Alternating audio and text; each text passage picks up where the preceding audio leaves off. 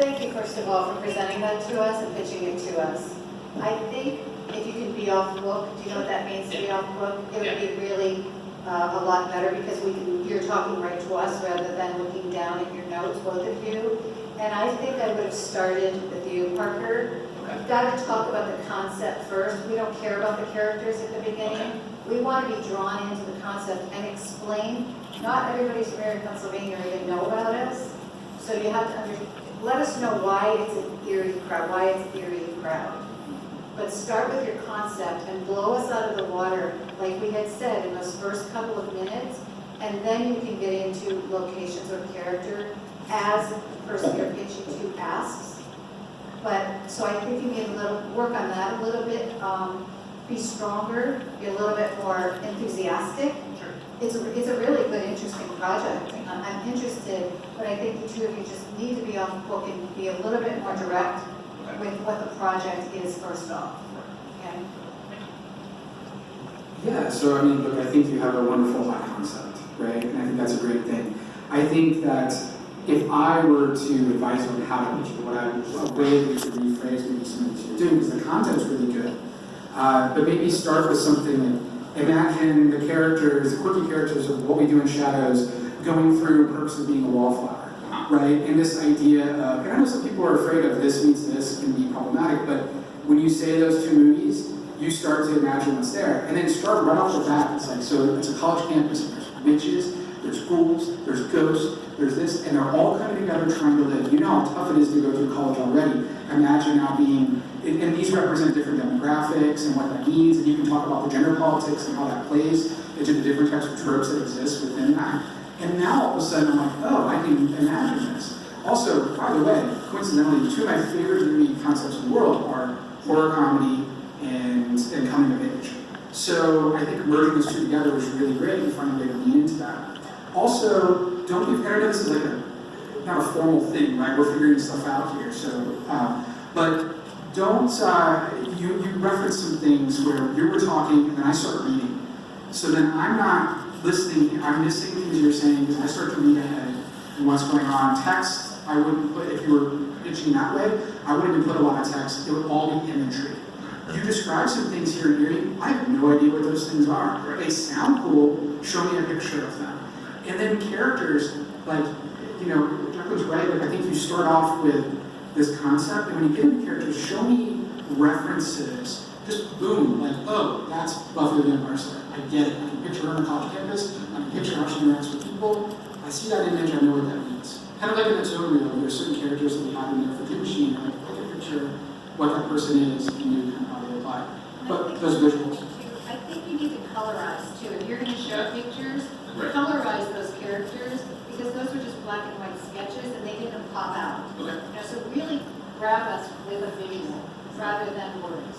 And I think that, you know, I have the same exact thought that you guys had, which is and how I was going to say it was separating, even though everything has to be so specific and rehearsed and thought out, it's separating the micro from the macro, right? And I like the idea what Aaron was just, what Jack, they were just describing, it was like start macro, thematic, this is the world, imagine this, and it's like you have a collision of things where people can see the concept, then you can start to get micro into character and moments, and this is the world, because they're already hooked into the idea. And it's just like, even the way Aaron said it, and I would steal it, is to say, you know what, I love this idea of blending horror and comedy in coming of age. And that was the impetus for us. So when we put this together, and if you can imagine, this all taking place in this place, and if you think of this movie and you find a way to drop it in and come out passionate and off book and all these things, someone's like, well, fuck, who are the people in this story? Right. Like you sit, you know, you want this move, not that move, right? And it's like what they're saying and that level of specificity is figuring out, because there was also some repetition in what you guys said. You were both talking something like there's this character and kind of in this, so you really want to know when it's a two-handed pitch like this, to know your roles and who's going to say what. You don't need to beat the audience over the head with repeating that. It's just like, hey, I'll start with the macro, I'll present the world. Bam, then you can tag team in another effective way, and it's all based kind of on personality. Is maybe it's not I get 4 minutes and I get 4 minutes. It's like, boom, I'll do the macro. Boom, when I finish with the world, after this sentence,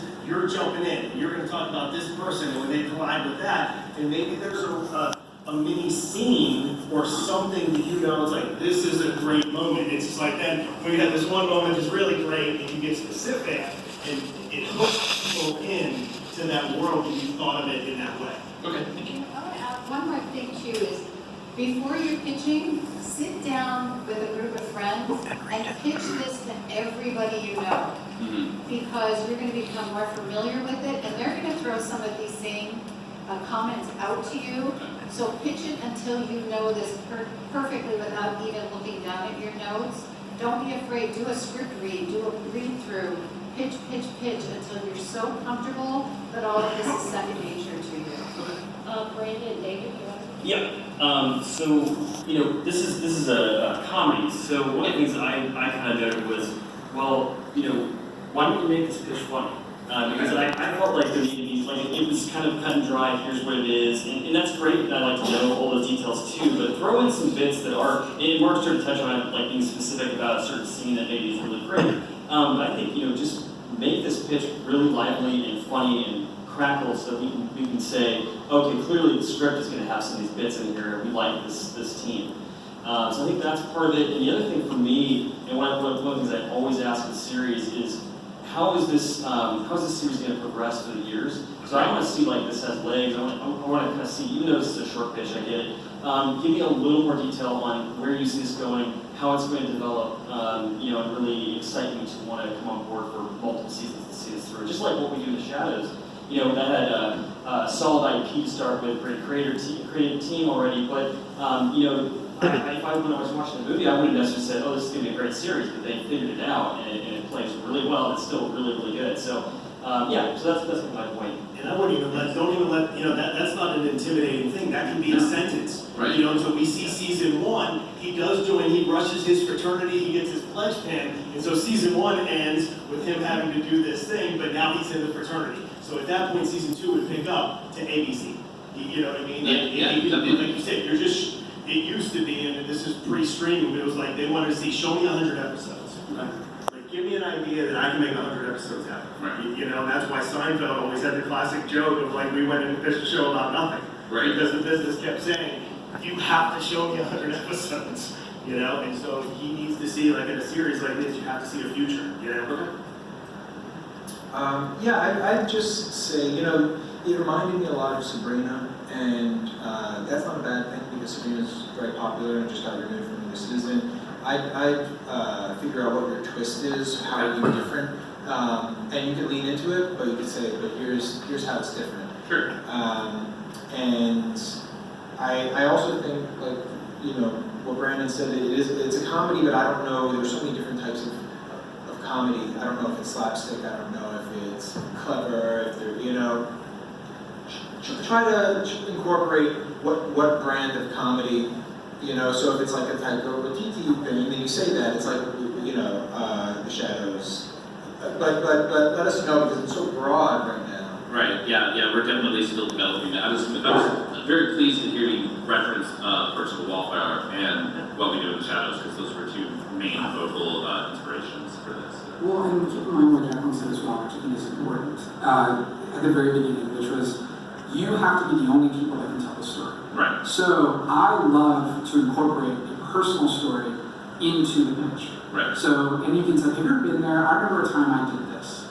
This happened, and then that reminded me of this. That led to this story. That story is now in this series, movie, whatever. So you have those opportunities. So find a way to personalize it, because that ties it. It's like, oh, this is really passionate for them.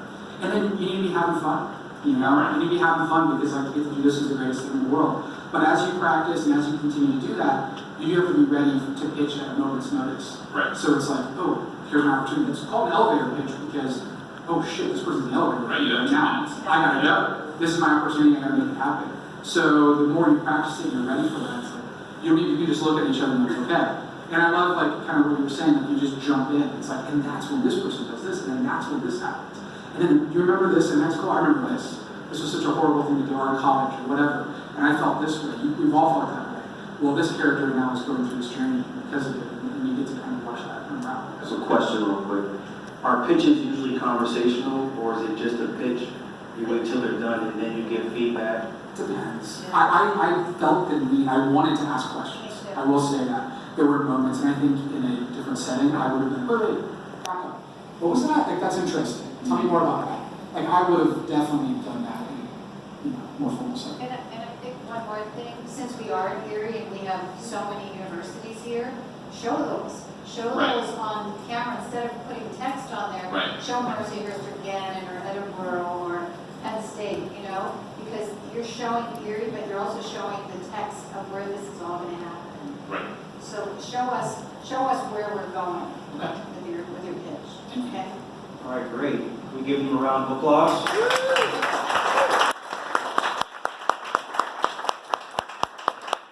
So our next example pitch is going to be by Jim Gordon and Jesse. Oh, let's say Olszewski. There we go.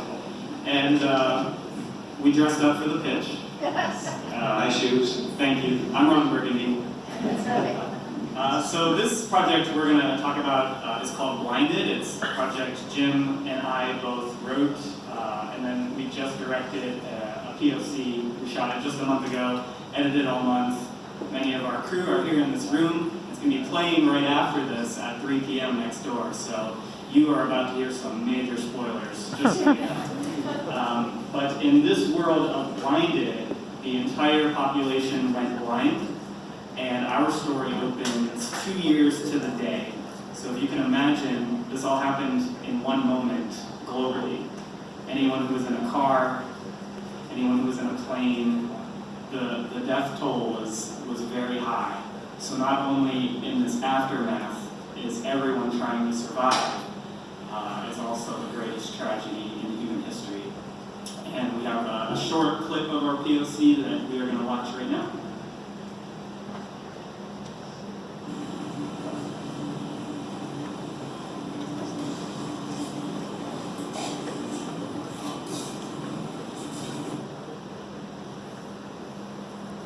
What's wrong? Got worse last night.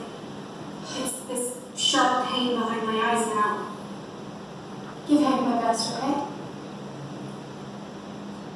Instead, he asked us to trust in him. Asked us to trust in him by taking away our sight. We have been blessed. The new world is upon us. And to walk through it, we must simply trust in his plan.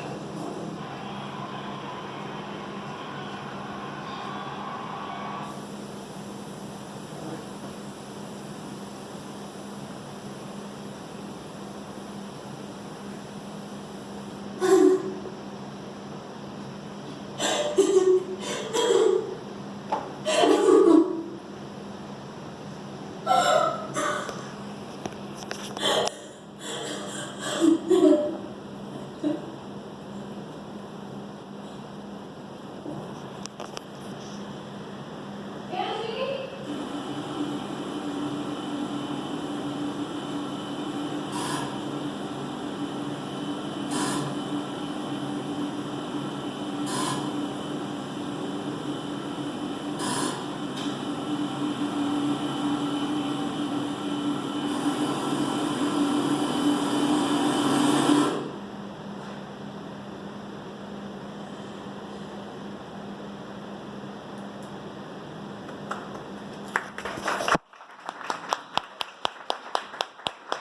So that's the big reveal.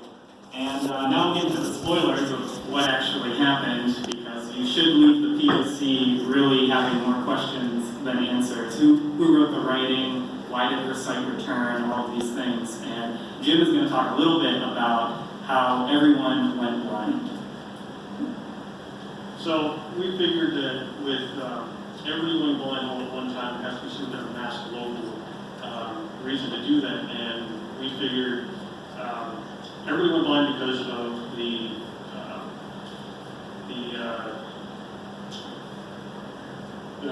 fear frequency. That's what it comes. Fear frequency. It's 19 hertz.